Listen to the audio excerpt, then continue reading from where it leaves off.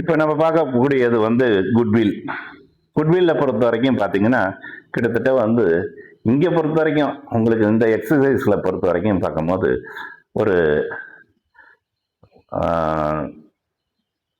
3 method கொடுத்துருக்காங்க. அதாவது வந்து ஆவரேஜ் ப்ராஃபிட் மெத்தட் ஒன்று, அதுக்கு அடுத்தது சூப்பர் ப்ராஃபிட் மெத்தட் ஒன்று, அதுக்கு அடுத்தது கேபிடலைசேஷன் மெத்தட்னு ஒன்று கொடுத்துருக்காங்க. ஆனால் ஆக்சுவலாக பொறுத்த வரைக்கும் பார்த்தீங்கன்னா குட்வில் கால்குலேஷன் பொறுத்த வரைக்கும் பார்த்தீங்கன்னா மொத்தம் 6 மெத்தட்ஸ் வரும். அதில் அது வந்து உங்களுக்கு கிடையாது. உங்களுக்கு உள்ளது மட்டும் 3 மெத்தட்ஸ் தான் வருது. இப்போ நம்ம ஃபர்ஸ்ட் பார்க்கக்கூடியது வந்து ஆவரேஜ் ப்ராஃபிட் மெத்தட். இது எல்லாத்தையும் எக்ஸ்பிளைன் பண்ணிட்ட பிறகு அந்த 6 மெத்தடு என்னென்னு நான் சொல்லிடுறேன், இல்லை முன்னாடியே நான் வேணாலும் சொல்லிடுறேன். இப்போ 1 ஆவரேஜ் ப்ராஃபிட் மெத்தடு.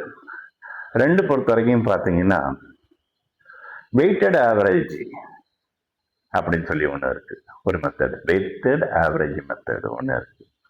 அடுத்தது சூப்பர் ப்ராஃபிட் மெத்தடில் purchase on super profit method அது ஒன்று இருக்கு. அதுக்கு அடுத்தது சூப்பர் ப்ராஃபிட் மெத்தட்லேயே கேபிடலைசேஷன் மெத்தட் ஒன்று சேர்ந்து வரும். அடுத்தது ஆனிட்டி மெத்தட் அப்படின்னு ஒரு மெத்தட் ஒன்று இருக்கு, 5வது மெத்தடு. கடைசியாக பார்க்கும் போது கேபிடலைசேஷன் மெத்தட்னு சொல்லி முடிக்கலாம், 6 இது முடிக்கலாம். இப்போ உங்களுக்கு வந்து இங்கே போர்ஷன் பொறுத்த வரைக்கும் பார்த்தீங்கன்னா 3 மெத்தட் தான் கொடுத்துருக்காங்க. இப்போ ஃபர்ஸ்ட் வந்து நம்ம கண்டுபிடிக்கக்கூடியது வந்து ஆவரேஜ் ப்ராஃபிட் மெத்தட். இந்த ஆவரேஜ் ப்ராஃபிட் மெத்தடுக்கு முதல்ல ஃபார்முலா எக்ஸ்பிளைன் பண்ணிடுறேன் பாருங்க. ஃபார்முலா பொறுத்த வரைக்கும் பார்க்கும்போது 1, அதாவது இதை வந்து நான் வந்து என்னன்னு சொல்லுவேன்னா வந்து ஏன்னு தான் சொல்லுவேன். ஏ மீன்ஸ் வந்து என்னன்னா ஆவரேஜ் ப்ராஃபிட். அப்போ ஏக்கு பொறுத்த வரைக்கும் நீங்கள் என்ன கண்டுபிடிக்கிறீங்கன்னா ஆவரேஜ் ப்ராஃபிட் கண்டுபிடிப்பீங்க. அதுக்கு ஒரு ஃபார்முலா இருக்கு, total profit divided by number of years. Total profit divided by number of years. அடுத்தது குட்வில், பி வந்து குட்வில். இது என்னன்னா ஏல நீங்க கண்டுபிடிச்ச average profit into purchase of years. இதுவும் கொஸ்டின்ல இருக்கும். அப்போ சம் போடும் போது நான் உங்களுக்கு எக்ஸ்பிளைன் பண்ணிக்கிறேன். இப்போ நம்ம பார்க்கக்கூடிய சம் வந்து சம் நம்பர் 13. கொஸ்டின் படிக்கிறோம் பாருங்க. Compute the value of goodwill on the basis of 4 years purchase of the average profit. இதை நீங்க அண்டர்லைன் பண்ணிக்கிங்க, 4 years பர்ச்சேஸ். காரணம் என்னன்னா, அதாவது இங்க பொறுத்த வரைக்கும் தமிழ்ல சொல்ல போகும்போது அந்த குட்வில் கண்டுபிடிக்கிறீங்களா பில, அப்போ வந்து average profit into purchase of years அது ஃபார்முலா. இங்கே இப்போ வந்து அந்த பர்ச்சேஸ் ஆஃப் இயர்ஸ் தான் இங்கே என்னன்னு கொடுத்துருக்காங்கன்னா 4 years பர்ச்சேஸ்ன்னு சொல்லியிருக்காங்க. அதனால நீங்கள் அதை அண்டர்லைன் பண்ணிக்கிங்க. அதாவது ஆவரேஜ் ப்ராஃபிட், அது கண்டுபிடிச்ச ஆவரேஜ் ப்ராஃபிட்டை 4ஆல் மல்டிபிள் பண்ணி போடுறது தான் ஆன்சர் உங்களுக்கு. இப்போ வந்து பார்த்தீங்கன்னா average profit based on the last 5 years. அப்போ கொஸ்டின்ல உங்களுக்கு வந்து 5 வருஷம் லாபத்தொகை கொடுத்துருக்காங்க. அந்த 5 வருஷ லாபத்தொகையை ஆட் பண்ணி 5ஆல் டிவைட் பண்ணீங்கன்னா உங்களுக்கு என்ன கிடைக்கும்னா ஆவரேஜ் ப்ராஃபிட் கிடைக்கும். அடுத்து பாருங்களேன், the profit for the last 5 years were as follows. இந்த சம்ல நீங்க முக்கியமா நோட் பண்ண வேண்டியது, ஏதாவது ஒரு வருஷத்துல வந்து சில சமயத்துல லாஸ் கொடுத்துருவாங்க. அப்ப என்ன பண்ணணும்னா எல்லாத்தையும் ஆட் பண்ணும்போது, ஆவரேஜ் ப்ராஃபிட் ஃபைண்ட் அவுட் பண்ணும்போது எல்லாத்தையும் ஆட் பண்ணும்போது அந்த லாஸை வந்து நீங்க என்ன பண்ணணும், மைனஸ் பண்ணி போடணும். ஆனா லாஸ் வச்சு உங்களுக்கு இங்க கொடுக்கவே இல்லை. அதை வந்து நான் வந்து கடைசியா நான் உங்களுக்கு சொல்றேன். உங்களுக்கு அந்த லாஸ் வந்து என்ன பண்ணணும்னு சொல்றேன். இப்போ 2015ல 40,000, 2016ல 50,000, 2017ல பொறுத்த வரைக்கும் பார்க்கும்போது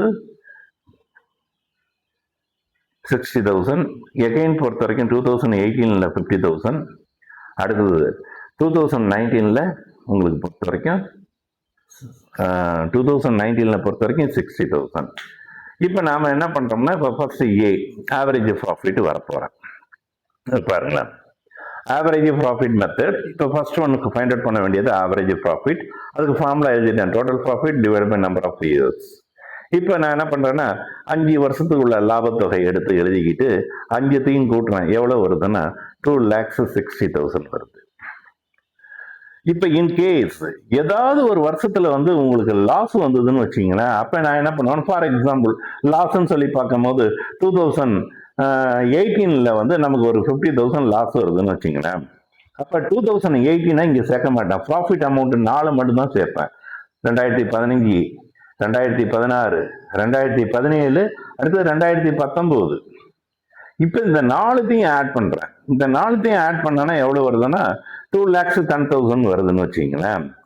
அதில் நான் என்ன பண்ணுறேன்னா அந்த லாஸ் ஆனது பாருங்க 2018 எவ்வளோ அமௌண்ட் லாஸ் ஆனது 50,000. அதை மைனஸ் பண்ணி போடுவேன்.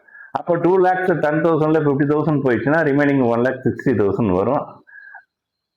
இதுதான் உங்களுக்கு டோட்டல் ப்ராஃபிட். அப்போ 1,60,000 வந்து நீங்க என்ன பண்றீங்க divided by number of years சொல்லி பார்க்கும்போது அந்த லாஸ் உள்ள இயரையும் நீங்க கணக்குல கொண்டு வரணும். அப்போ நம்பர் ஆஃப் இயர்ஸ் பொறுத்த வரைக்கும் பார்க்கும்போது 5 years தான் நீங்க சொல்லணும். அதாவது லாஸ் வச்சு கொடுக்கல, இன் கேஸ் கொஸ்டின்ல கொடுத்துருந்தாங்க லாஸை வந்து ஆட் பண்ணும் போது அதை கடைசியா மைனஸ் பண்ணி போட்டுருங்க. இப்ப நம்ம வந்து ஆவரேஜ் ப்ராஃபிட் ஃபைண்ட் அவுட் பண்ணும்போது டோட்டல் ப்ராஃபிட் வந்து 2,60,000 டிவைடட் பை 5 years டிவைட் பண்ணி போட்டீங்கன்னா 52,000 வருது ஆவரேஜ் ப்ராஃபிட். டி குட்வில் வாரிங்க. அப்ப average profit into purchase of years, இது ஃபார்முலா.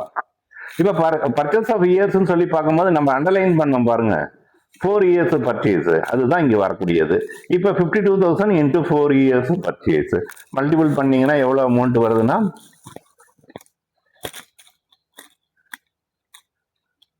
2,08,000. ஆன்சர் பொறுத்த வரைக்கும் பாத்தீங்கன்னா 2,08,000 உங்களுக்கு பொறுத்த வரைக்கும் ஆன்சர். இது வந்து உங்களுக்கு ஆவரேஜ் ப்ராஃபிட் மெத்தட்.